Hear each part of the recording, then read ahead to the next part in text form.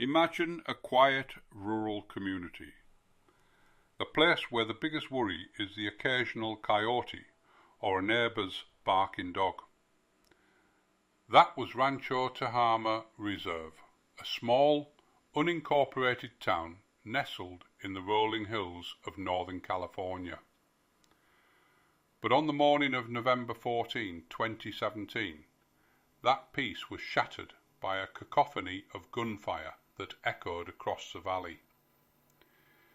It began not with a single isolated act, but with a terrifying, calculated rampage that turned a tranquil Tuesday into a nightmare, culminating in a desperate assault on the one place every parent believes is safe, an elementary school. Before we dive into the chilling details of this case, take a moment to hit that like button, share this video with a friend, and most importantly, subscribe to the Calendar of Crime so you don't miss any future episodes. The violence didn't begin on the morning of the 14th. It started the night before. The perpetrator, 44-year-old Kevin Janson Neal, a man with a history of escalating paranoia and disputes with his neighbours, first murdered his wife Barbara Glisson in their home on Bobcat Lane. He concealed her body beneath the floorboards, a dark secret that would only be uncovered after his rampage was over. Neal was already out on bail for a previous assault on two neighbours, and a restraining order had been issued against him, though it had failed to stop him from illegally possessing and manufacturing firearms.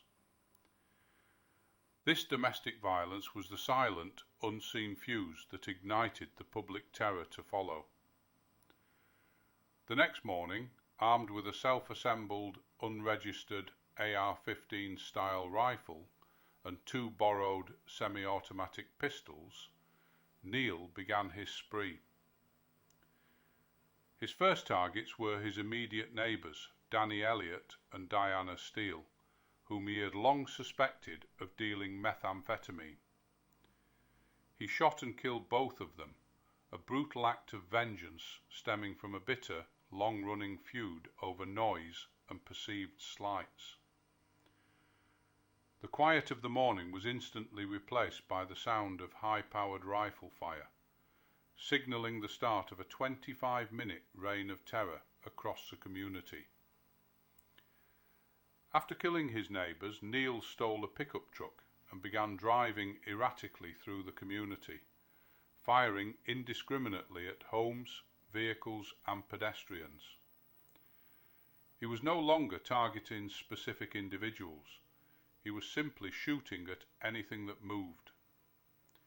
In one terrifying encounter, he rammed his stolen truck into a vehicle carrying a woman and her three sons. He then pulled alongside and fired multiple rounds, injuring all four occupants with gunshots or flying glass.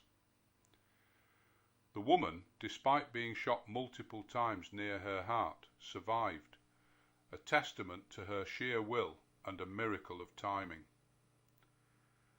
The rampage reached its horrifying climax at the Rancho Tehama Elementary School. As the first 911 calls flooded in, the school secretary, Sarah Lobdell, and the staff acted instantly, initiating a full lockdown. Neal, in a desperate attempt to inflict maximum harm, crashed the stolen pickup through the school's front gates. He exited the vehicle and ran into the quadrangle, firing nearly 100 rounds into the classrooms, attempting to breach the locked doors and windows. A 6-year-old student and another student hiding under a desk were shot and injured by bullets that penetrated the walls.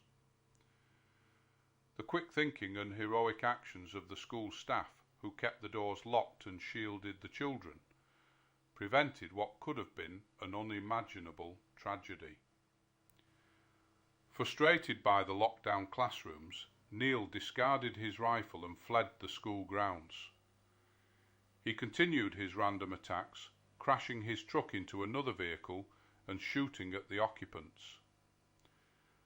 The rampage finally ended when a Corning police officer, responding to the chaos, spotted Neal's stolen vehicle. The officer rammed the truck, forcing it off the road. As law enforcement closed in, Kevin Janson Neal took his own life. In total, the rampage lasted just 25 minutes, spanning 8 separate crime scenes. The final toll was devastating. 5 innocent people murdered, Neal's wife, Barbara Glisson, and 4 others, and 18 people injured, 11 of them by gunfire, including 7 children. The community of Rancho Tehama was left reeling, forever marked by the violence. The investigation revealed that Neal had used ghost guns, unregistered, self-assembled firearms, which sparked a renewed national debate over gun control and the ease with which individuals with a history of violence can acquire deadly weapons. The tragedy also highlighted the critical importance of school lockdown drills and the bravery of the staff who saved countless lives that day. Thanks for watching. Please comment, share, like and subscribe for future episodes from the Calendar of Crime.